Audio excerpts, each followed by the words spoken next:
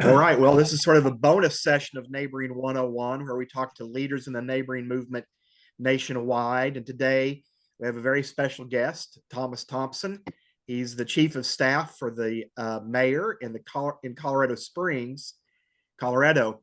And you may have heard about their 1,000 block party initiative there in Colorado Springs. There's been lots of media attention about that. I got to be out there recently and attend some block parties, and there's a lot of enthusiasm about it. And so I'm really excited personally to learn more about this as well. So, Thomas, thank you for joining us today. Yeah, thank you, David. And just to clarify, so I don't get in trouble, I am my title is actually senior advisor to the mayor. So Senior advisor. Okay, you just I am you just gave me a sorry. promotion, though. I don't want that job, I don't think. But That's what I do. I give people promotions all the time. that's great. Okay. Well, it's great to get to visit with you. And for some people, the thousand block party initiative may be the first time they saw neighboring in Colorado Springs, but I think there's been a culture of that there for a long time, hasn't there? And Well, yeah, I mean, I like to think, I just had a conversation yesterday with a guy who'd moved to town and one of the reasons he moved here was he felt like it's such a friendly city, which is always great to hear. But honestly, what kind of got us started down this road was this report by the Surgeon General, Dr. Murphy, that came out. And it was a report about a year ago or so. There's a book called Together by Dr. Murphy, yes, where he said we are facing a national health epidemic crisis around isolation and loneliness. And to have, sometimes neighboring or connections can feel a little touchy-feely, but when the Surgeon General says this epidemic is causing public health crisis, that kind of got our attention, and we thought we could do better. yeah, I love how you've zeroed in on that aspect of it. Yeah. It's sometimes I hear different people talk about the difficulty in getting people motivated to connect with their neighbors, but I think this can be a real motivator for lots of people. Yeah, Dave, we were actually hoping, sometimes people need a reason to do something, and sometimes people need an excuse to do something. And so we're hoping that a lot of people that maybe wanted to do something but just never have, this give them a little bit extra lift. In fact, just read a story that was a local blog yesterday, a woman who said, for years, I've wanted to have my neighbors over and meet them, and I've never done it. And this gave me a reason, it gave me an excuse. And so she goes like, why didn't I do this before? I love that. Yeah. I've worked real closely with a group that we promote National Good Neighbor Day. Yeah. And that's sort of the same thing. We want to give people an excuse, here's a holiday, do something. Or in Missouri, we do it for a whole week, Missouri Good Neighbor Week. Here's your excuse. Get your neighbors together. Love that. So I know the mayor announced this initiative. He's been very out front on this topic and talking about the importance of it and the loneliness aspect as well. What are some of the goals, I guess, for the long term with this? It ends on September 28th, I guess, but it ends on, yeah. Well, what's unique about you talked about the culture of Colorado Springs. We're Olympic City, USA, and we're excited the Olympics are happening, and we're all thinking about first place, second place, third place. Sadly, Colorado, the state of Colorado, is ranked number 46. Think about all the states in mental health, and this is around suicide efforts, substance abuse efforts, teen suicide, funding for stuff. So we're at the very bottom of the country in mental health. And that is just something that we thought we need to address that somehow. So I just want to give that context, because we didn't start with the idea of neighboring. We started with the idea of mental health and isolation, and how can we build a more resilient community? And so there's a larger thing we're working on with mental health called Pikes Peak Rising. But one of the things we realize is, like, as a government, we can't fix mental health, or we can't just hire enough people to come in. We have to equip our own residents and neighbors to build some of that themselves. And that's why that idea about the isolation started to hit us. And there was a study done by Nextdoor, global study. Many of you probably use Nextdoor, that said knowing as few as 6 of your neighbors' names begins to build connectivity, community, reduce anxiety. Just knowing that you can go across the street and say, "Hey, David, I'm going to be out of town for a week. Can you get my mail?" Just kind of stuff. So those two thoughts really connected: the mental health isolation piece and the neighboring piece. And so out of those two came this idea, well, what if, and by the way, we don't have a lot of money as a city either. So what can we do that would shift the responsibility to our own residents to own this thing? And so that's what we kind of put out there was a challenge. Yeah. We're not hosting 1,000 gatherings. Our city's hosting them. I love how you said that. And I love how you talked about people owning this, right? Yeah. Doing it on their own. I went to a couple when I was out there, and one of them was really big. One of them was just on a driveway, but people were owning it. They were really excited about getting it. In one case, they were really excited about the music, and it was fun. It was really fun gathering, fun to see. And to hear people talk about doing it more often and talking about what are we going to do next and things like that. And coming at this from the loneliness aspect, that's great. That is a motivator. Yeah. That is a great motivator. So you're a little more than halfway through the effort. I guess you're probably seeing some tangible results or success stories already. Yeah. So, we started in May, which is Mental Health Awareness Month, and we're running through September 28th, which is National Good Neighbor Day. So we can, again, connect in people's minds. We're not just having parties to have fun. We don't want to have fun, but we really want to build connection with one another. So we just about last week crossed time-wise the halfway point. And I checked this morning, David, we were at 585 gatherings. So we're on our way. Another way to look at it, behind me, we have 77 identifiable neighborhoods in the city. And we have gatherings that are happened in 72 of the 77. So wow, I'm going to be, if we get to September, I'm going to be in my car knocking on doors in some neighborhoods saying, "You got to host one." That's wonderful. Yeah. Wow, spreading it everywhere. Yeah, and then, those are the tangible numbers. But then the real thing I think that we want to measure are some of the stories that we're hearing from people who are saying, "I've lived here for years. I didn't know my neighbors. We're going to do this again." One of the things we love hear happening is a group saying, "Hey, we decided we had so much fun together. We're going to go do this other thing together, or we're going to go down the street and help a neighbor out." And so, there's the idea for me. I mean, hitting 1,000 gatherings is great. I would love to hear that 10,000 people met each other for the first time. Those are the kind of things I think that are powerful. Yeah, and are excited to keep it going and keep those connections going, and just so much potential there. That's a great participation level already out of those neighborhood associations. Yeah. And you worked? Go ahead. Has that been kind of the method, kind of really targeting the neighborhood associations to get their members involved, or has it been other partnerships around town?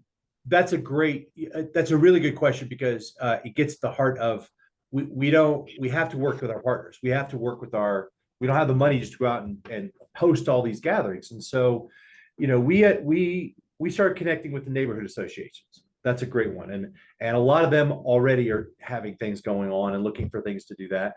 We connected a lot with our kind of national or our local association of apartments here. So think about apartment complexes that are always looking for ways to connect residents around the clubhouse or the pool. And our approach to them is, "Hey, we'll give you a lift for that. Here now you can say it's not just getting together on Friday night because the apartment wants to, but we're part of this bigger thing." A big partner for us is local churches have been really involved.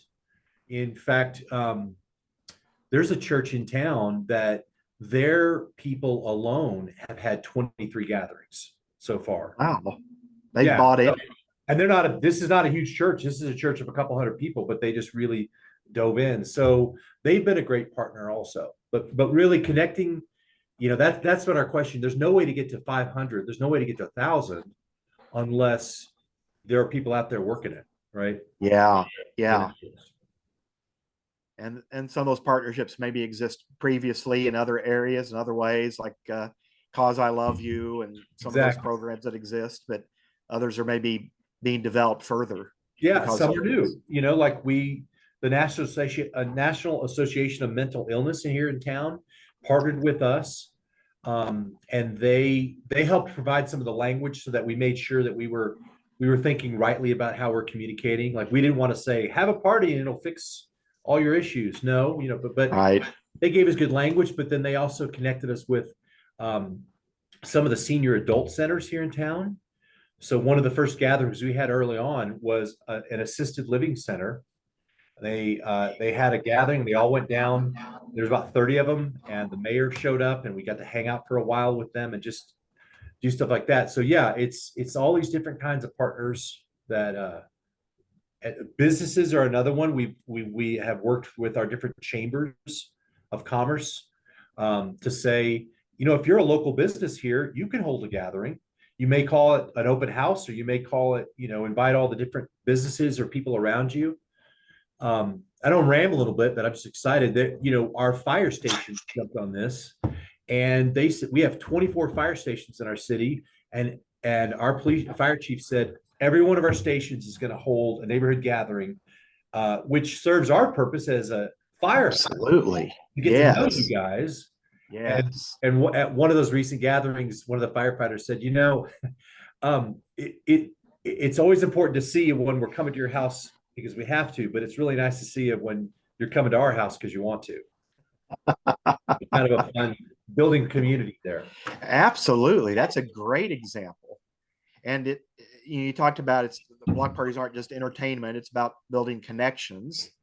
And I don't know, do you have any favorite ways that you see that happening, or that you have done that yourself on building connections? Is it just versus entertainment? Just a matter of time and just getting to know people, or you have a favorite trick? Yeah, I'll tell you the easiest trick. Where do I have this thing? I think the most easy, low-hanging fruit is a friend of mine named Dave Runyon wrote a book called The Art of Neighboring, which I cannot recommend Yes. highly enough. Yes. He came up with this genius idea, and we asked him if we could steal it, and he said yes. So he's up in Denver, and I don't know if this is going to show backwards or not, but this is a little Yeah. a little graphic Tic-tac-toe board sort of. tic-tac-toe Yes. board where you put your house in the middle, and then you just go, do I know the three neighbors across from me, the ones next to me, and the ones behind me? And my wife and I, we went to church that did this a few years ago. We put this on our fridge, and we realized I don't know the names of these two people. And so just having some on my fridge started keeping my radar a little bit up. And I saw a neighbor across the street, and honestly, that probably 99 times out of 10, I wouldn't go over there and say hi and interrupt him. But because I had this thing on my thought, I thought, well, I want to go meet her and say hi to her. So I really think that idea of just helping people figure out if you could know the name of your neighbor, because now it's not the lady across the street, it's Judy. Yes. Yeah. Just knowing that name, I think that's one of those simplest, easiest, and you don't have to even have one of these magnets. You can just draw a tic-tac-toe and start writing in names. Absolutely. Yeah. And I've got a friend that talks about crockpot neighboring, that it's low and slow. It takes time. You got to, some of those ingredients you have to put in, but it has to simmer for a while, right? You just have to invest some time. So it's not just going across and saying hi to June once. It takes time and multiple contacts with June to really advance that relationship. But yeah, it's a great. And I'm sure you guys have found this true though, but like you make that initial thing and you never know where that's going to go. I mean, there's a neighbor just personally across the street from us who we have the key to her house because she's locked herself out a few times, and she said, "Can I just keep the key at your house?" Yes, and just that kind of sense of another neighbor calling me saying, "Hey, there's something." She actually called one time and said, "There's a fire. I hear smoke. I see smoke behind your house." And so, but that initial start with just the name. Yeah, sense of community helps build belonging. That helps with the loneliness epidemic. All those things you're talking about, right back to that. Well, so it sounds like you've already had some great successes with that many neighborhoods being involved, that many new partnerships, getting people to think about it in that way, like the businesses and the fire stations, just getting people to think about what they can do. That's a major hurdle and a major success story. So if some other communities that are watching this said, okay, we're going to take on this initiative. We're going to do something in our community. May not 1,000 block parties, maybe something smaller. But what are some of the steps and some of the recommendations you'd make to them to be able to launch something like this successfully? Yeah, I think it's important to identify that reason why you're doing it. Like any government, there we have some skeptics out there, or people that are like, why is our city government asking us to have a party when there's a pothole they should be working on outside? And we can do both. Yes. That's beside the point. But really helping, having a clear why. Why is this so important? For us in Colorado Springs, we sadly can point to some real mental health challenges in our community that we're trying to address.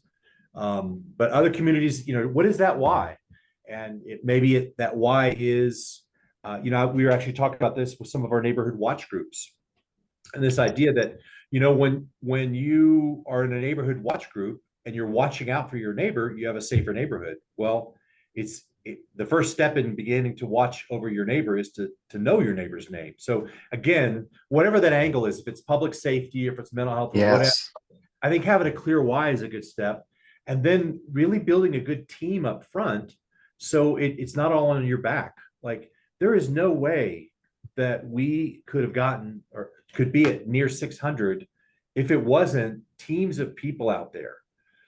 There was an event last year where the mayor got to speak to a bunch of pastors, and he said, "Hey, I'm expecting you guys to carry half the load," and the churches are stepping up and doing that.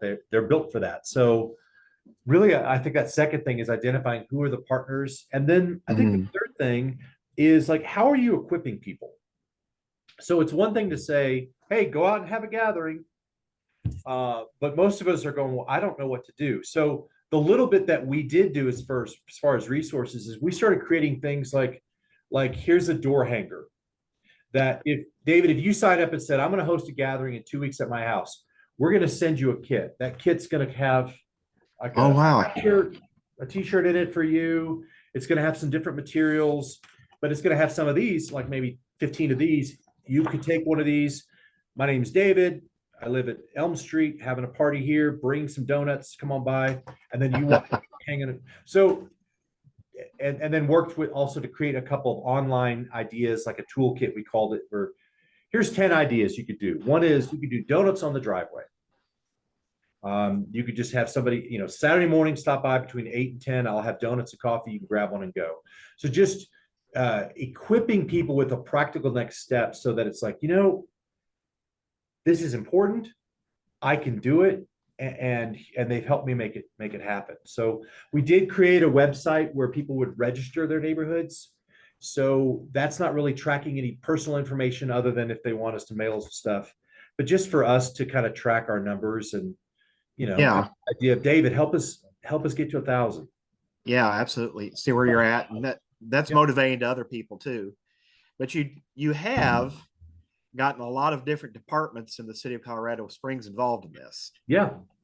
Our parks department's involved. And like I said, our fire department, police department's gotten involved. So I was impressed to see that there were multiple levels along with the partners. So hats off to you guys for getting that organized and everything. What's the future hold for this? Is this a ongoing endeavor, you think?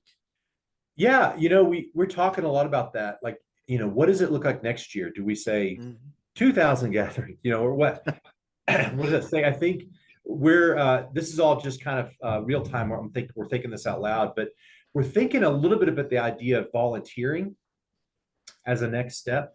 Like, hey, if the first step was that you got to know your neighbors, what would it look like for you to go and serve with your neighbors? So here's a fun idea.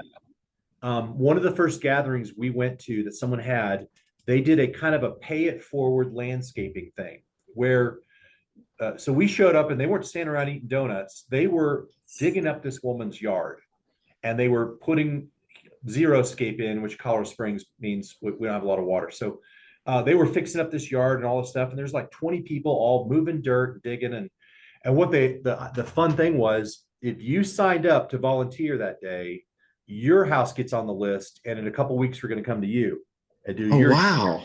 And so she's trying to build this whole thing where they're going to do the street with all the neighbors on it, and they're all having fun and working on that.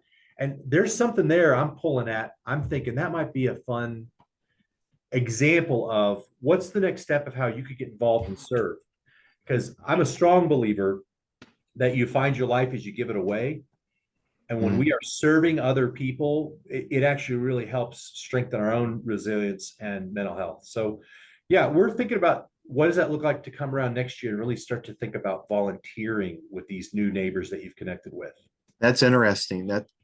That's great. Yeah, I mean, service kind of aligns with joining too, which is kind of Robert Putnam's deal, bowling alone, joining together, Yeah. building social capital, but serving together can certainly help build social capital as well. So Yeah. you're getting to the real foundation of some things with that and loneliness both. Yeah, for sure. That's great. Well, I love the example, and I love the fact that Colorado Springs is leading the way in this. So you're not just the Olympic training city, you're becoming the neighboring city too. Well, I hope And so. Yeah. I love the example. Well, before I let you go, any other examples or anything, any other words of wisdom that you would add to this discussion? Yeah, I don't know. I'd be happy if people wanted to go to our website, coloradosprings.gov/1000 gatherings. So 1000 gatherings. There are resources, there are links, any of that stuff that would be helpful to take or use or model after. If that could be helpful, we're just trying to figure it out as well. And as a city that's growing, and over the next several years, about 10 years or so, we're going to actually become the largest city in Colorado. Oh, wow. So I feel a sense of urgency, David. If we don't build good relationships and connections now, 10 years from now, it may just feel too big. So whatever we can do now to strengthen our city is going to help us in the next decade. Yes. And that is an important role of government. Yeah, thank you. To help with that. Absolutely. Absolutely. Well, you've already been an inspiration to others. I guess I probably shouldn't out the other cities, but I know of 4 cities that are planning things similar because of the example you all have already set. That's one great. of those is Springfield near me, and the mayor is going to be issuing a 1,000 block party or 100 block party challenge for during Missouri Good Neighbor Week, and it's because of the example in Colorado Springs. Oh, great. And what's going on there. So there's probably many others that have been inspired too that you just don't get to hear about, but hopefully that's an encouragement to you and those who are working on this. That's awesome. Keep up the great work. Well, thank you, David. That's great to hear. I'll end our recording here. Okay.